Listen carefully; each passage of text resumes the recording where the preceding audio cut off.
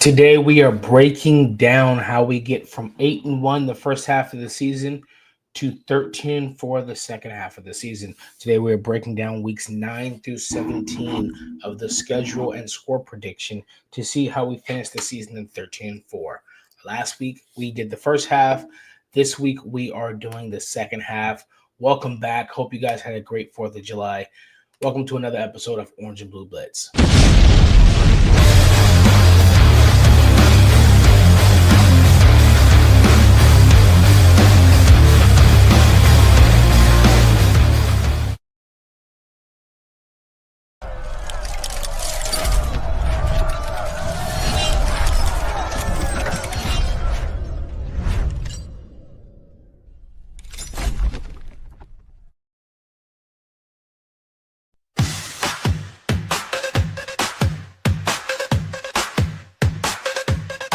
Tune in, now it's time to sit. Orange and blue, we never quit. Broncos pride is lit legit.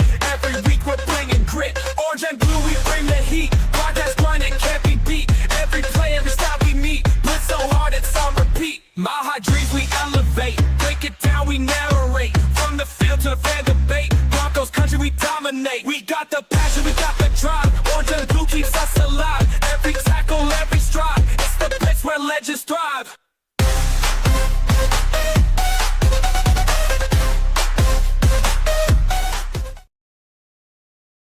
Good afternoon, good morning, good evening, wherever you are. Thank you for tuning in and watching another episode of Orange and Blue Blitz, brought to you by the Orange and Blue Network in partnership with Mile High Roundtable. As you guys know, if you guys are here, you guys need to go ahead and like this video, subscribe to this channel, and share this with your friends and family.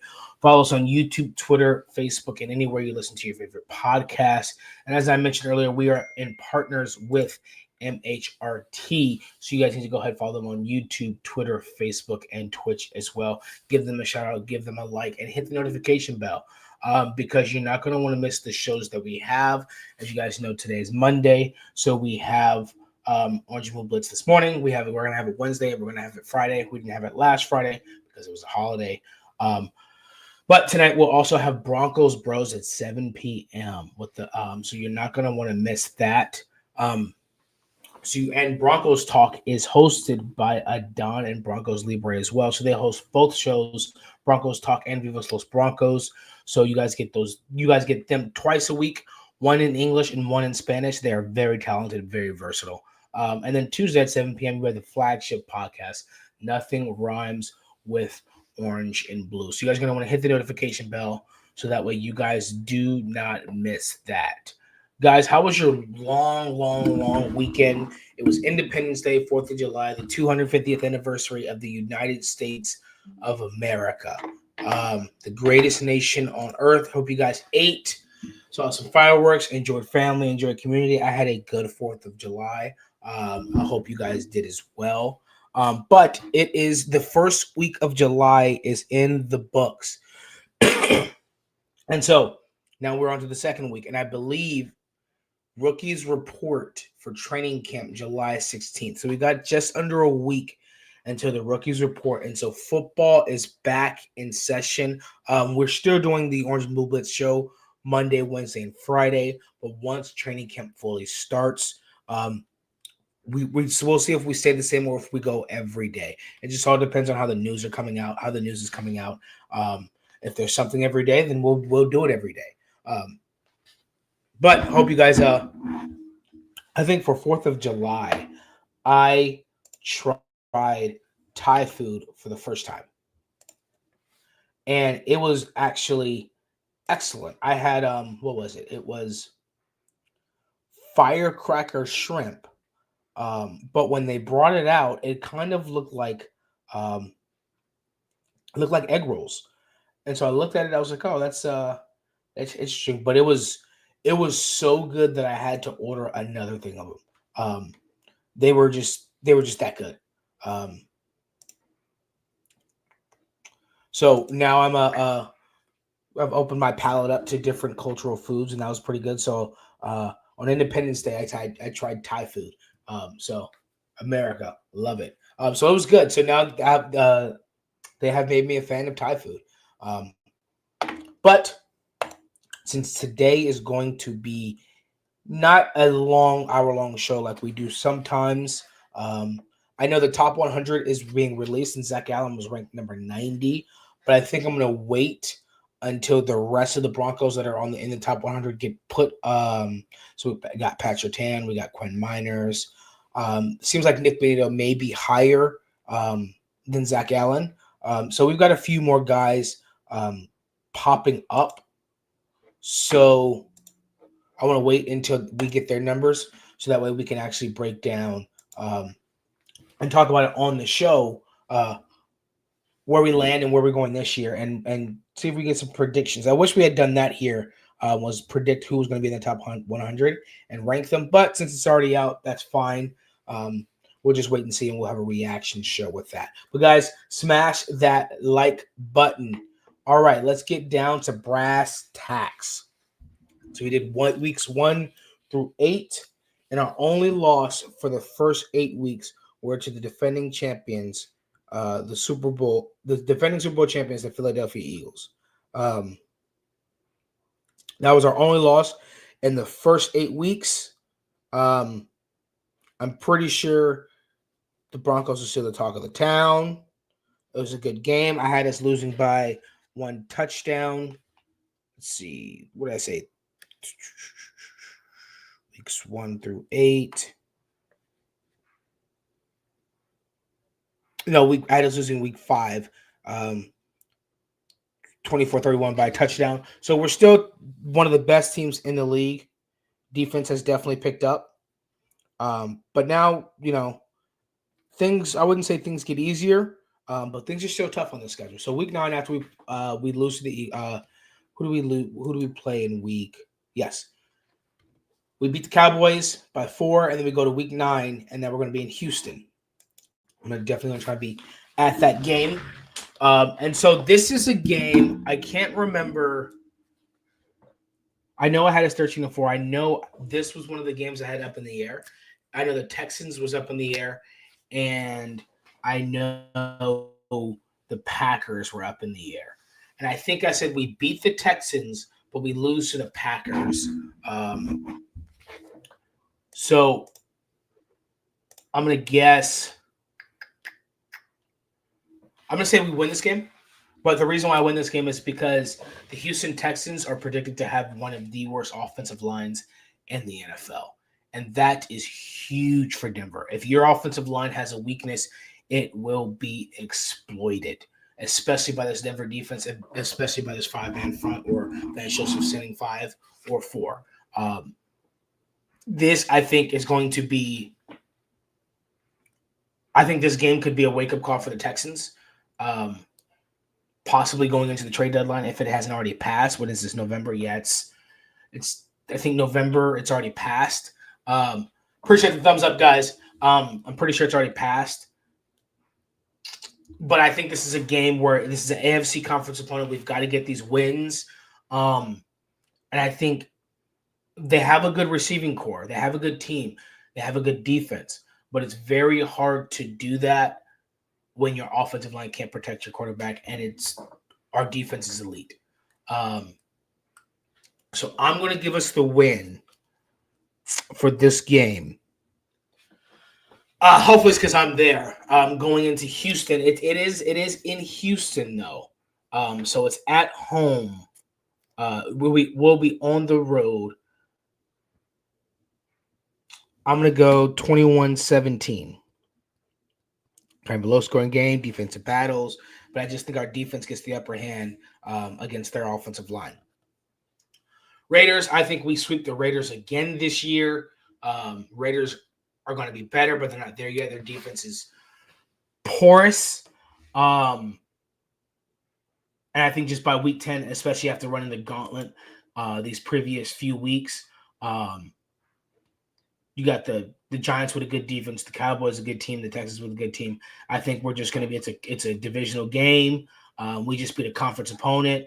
At this point in time, according to the schedule prediction, it would be 1, 2, 3, 4-game win streak going against the Raiders at home. I just think we beat the Raiders week 10. And so I'm going to go 35-21. 35-21. So then after that, week 10, we are still on our home game stretch. And then we play the Chiefs the first time. We play the Chiefs the first time. Now, this is at home. I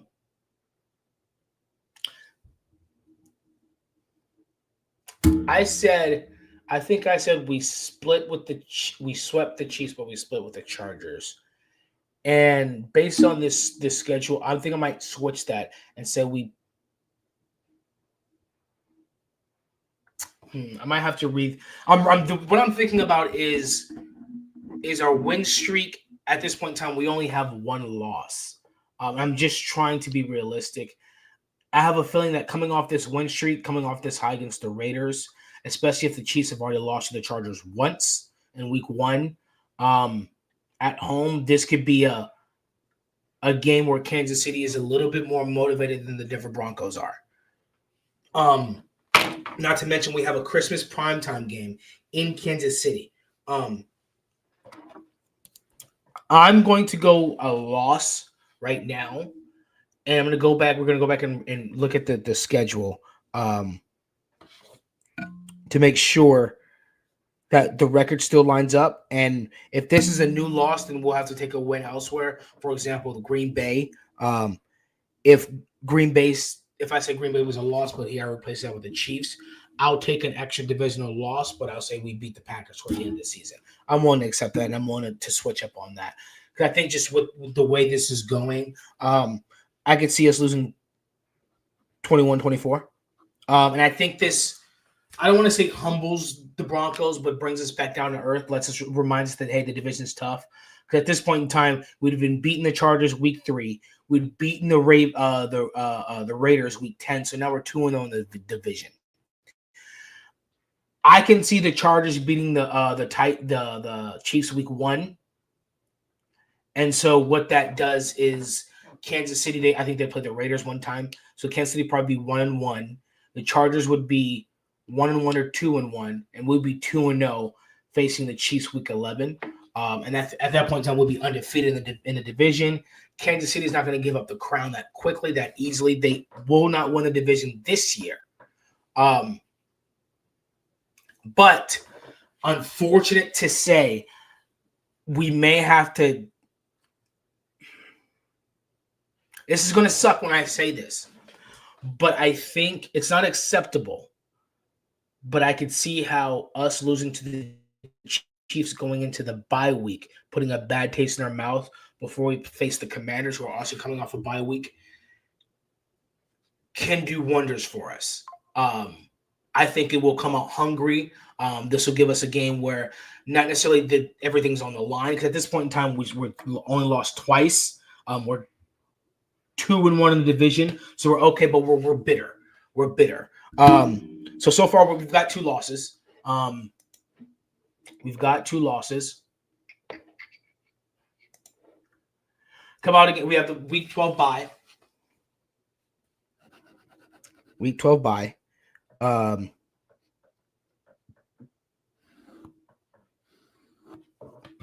Week 13.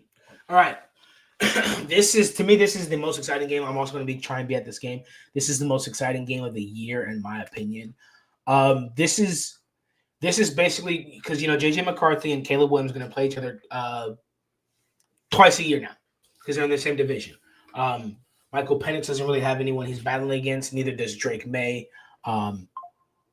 But there was a small rivalry that came up with the fan bases between the Commanders fan base and the Broncos fan base. Deservedly so. Jaden Daniels was the number 2 pick, and he won Rookie of the Year. Bo Nix was the number 12 pick, 6th quarterback taken, and he was runner-up in Rookie of the Year. Depending on what you can point to, some stats were better. Jaden Daniels was better. He was better a lot more consistently than Bo Nix was. But Bo Nix's better was really good. And Jaden Daniels took his team to the deeper in the playoffs. Both rookies took their team to the playoffs for the first time. Jaden Daniels took his team to the NFC Championship. Bo Nix lost in the wild card. So this is going to be a good game between two teams who are trying to maximize their quarterbacks in their Super Bowl window after their rookie season. This is prime time. I think coming off of a loss to the Chiefs, coming off a bye, we're well rested. Both teams are well rested. Maybe we get some players back. My question would be with the Commanders. They have a lot older players than the Broncos do. So what's their injury concern look like? I think we walk out of there with a win. I think it's a good game. I think it's 35-31 Broncos. 35-31. Raiders, as we said, it's a win. We beat them 35-21. I think this time we beat them 27-17. 27-17. And here's the Packers. So now we have the Jaguars, the Chiefs, the Chargers. So far we have 2 losses. And according to the Orange and Blue Network prediction, we are 13-4. So with these last 4 games, we can only afford 2 losses. Okay. It's not going to be to the Chiefs week 17. I think we're going to win that game. It's not going to be the Jaguars. So the 2 losses would be the Packers and the Chargers. Now, preferably, I would prefer if the 2 losses would be the Packers and the Jaguars. I would prefer we lose to the Jaguars at home because at this point in time, we're 14-2. No, it would be 13-3 after the loss to the Packers. We're still in the playoffs. After beating the Raiders, we're 3-1 in the division. We're number 1 in the division, and we lose to the Packers. We're 13-3. We're still number 1 in the division. Week 16, we're 13-3, number 1 in the division. Week 16, if we lose to the Jaguars, we'll be 13-4, number 1 in the division. So we're still in the running for a top 4 seed in the playoffs. Losing to the Jaguars does not change that. Now, depending on how these 2 teams do, because both these last games could be prime time. I would prefer if in this stretch we went 2-2, but we lost to the Packers, NFC, and the Jaguars. That's out of conference. They may be fighting for a wild card spot against the Colts or something. In their division or whatever the case may be, fighting for second or third. These games right here, I think we beat the Chiefs. It's going to come down to week 18. So I say we lose to the Packers.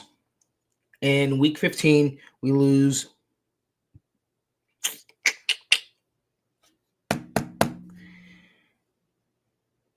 21-28. Packers wanted it more. Packers needed it more. Week 16.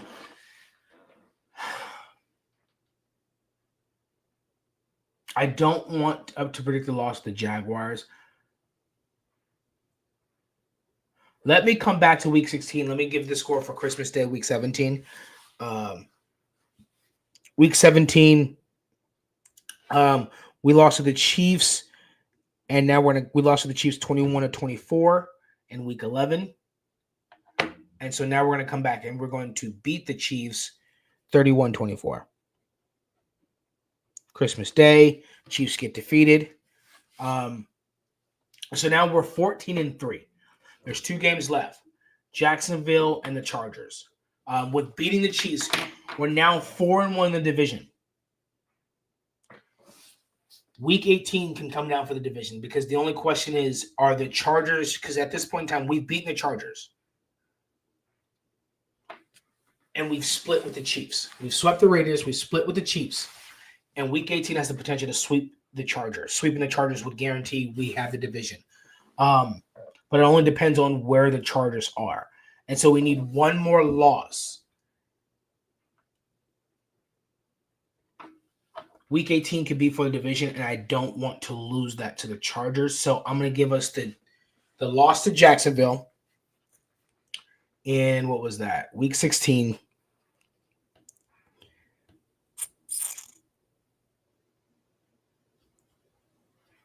(24-27). Does Brandon McManus play for the Jaguars? He play for the he doesn't play for the Jaguars anymore. Walk-off field goal, they win that game. And then Chargers, we sweep the Chargers this year. I think this game could potentially go to overtime. And I think we win 38-35 to finish 13-4. And so 13-4, we have won the division. We are 5-1 in the division. Our only loss was to Kansas City. We swept the Raiders. We swept the Chargers. We made Jim Harbaugh one-dimensional, and our defense is elite. We stayed healthy. We are 13-4. Now we are in the running. We're fighting against the Ravens and the Bills and the Texans for the 4 seed. So we'll see where we land on that. Really quick, guys. So we're going to set this schedule prediction aside over here. And before we close out early today, guys, just want to give a shout out to the sponsor of our show, W, because we're talking about 13 dubs today. So we're going to talk about W, which was formulated to give you focus and energy with no jitters or crash. Their formula contains vitamins, amino acids, and nootropics included to their new patented Neurofactor. It has no calories, no sugar, no maltodextrin, no fillers, and no artificial colors. This is good if you're on a diet, if you're a diabetic, and you can't have too much sugar, or you don't want to have too many carbs or calories and things like that, or you just want to drink something and you don't want to crash but have the same energy. W is good for that. And guys, when you go over there, make sure you type in NRWOB10 for 10% off and send us in your flavor so we can shout you guys out. And don't forget to hit that notification bell, guys, because as you know, tonight we have Broncos Bros at 7 p.m. and you're not going to want to miss these shows, especially since training camp is coming up. We're going to have so much to talk about on the Orange Blue Network. Bo Nix's second year, RJ Harvey's rookie year, Jahdae Barron's rookie year. Wednesday, what is that? Wednesday should be the second half of Bo Nix's stat predictions. So Wednesday will be week 9 through 17. So that's going to be a longer show on Wednesday of week 9 through 17 stat prediction. And remember, so far, Bo Nix is at 71.2% completion percentage, 1,000 yards, 262 passing yards per game, 9 touchdowns and 2 interceptions week 1 through 4. For a total of 2,300 yards, 22 touchdowns and 5 interceptions at the end of week 8. So week 9, we will start off from there, and I believe we play the Texans. And looking at the low scoring that's going to occur toward the end of the season, I expect to see a drop-off in Bo Nix's completion percentage, probably dropping him down about 68% on average, finishing anywhere between 40, maybe 42 and 4,500 passing yards, and about 38 to 42 touchdowns. And so you guys aren't going to want to miss that on Wednesday. So make sure you guys hit that notification bell, and I'll have to see you guys back here at the same time on Wednesday. But I want to see you guys tonight as well for Broncos Bros. So guys, I'm going to give you a salute, a mile high salute. Hope you guys had a great 4th of July, and I will see you guys Wednesday.